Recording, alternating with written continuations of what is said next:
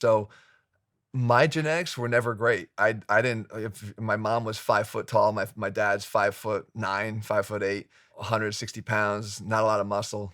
I definitely have surpassed my dad in muscle, but, like, I didn't come from this genetically gifted pool of cavaliers. There's no way. But I did have this desire to do something in terms of training and taking my body as far as I could, but I really found the discipline through the fact that I liked it, and I found that this was feeding me in other ways. It was making me feel fulfilled. So, it was easier for me to stick to it.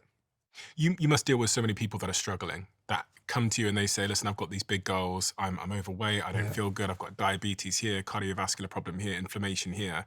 And they say to you that they want to change. Yeah. You can see it in their face. They're desperate, but they don't change for whatever reason.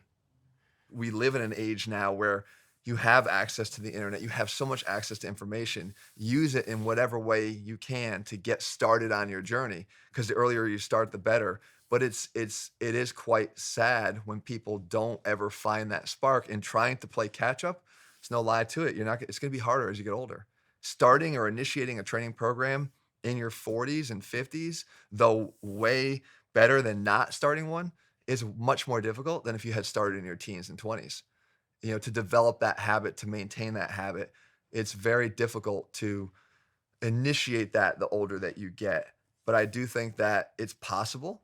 So my best advice to people who have that struggle to get started is to figure out ways that you can eliminate thinking, right? Because the longer you think, the more likely you are to not be able to do it. The thing that stops most people, there's that saying, the start is what stops most people, right? But at the same token, it's not the obstacle that's in your way.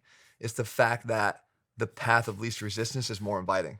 So you wind up saying, well, I don't know. I could just sit on the couch and watch this. I'm not going to go to the gym. And believe me, there's even nights now for me where I'll be with one of my sons who will be in his room, putting him to bed. I might fall asleep in there, and wake up and it's late at night. I don't even think. I let my dogs out. I go right outside. I walk. Sometimes I'm literally half asleep as I'm walking, but I know if I can get to the gym, get in there, turn on the music, and kind of put the lights on and do one warm up set, I'll be good.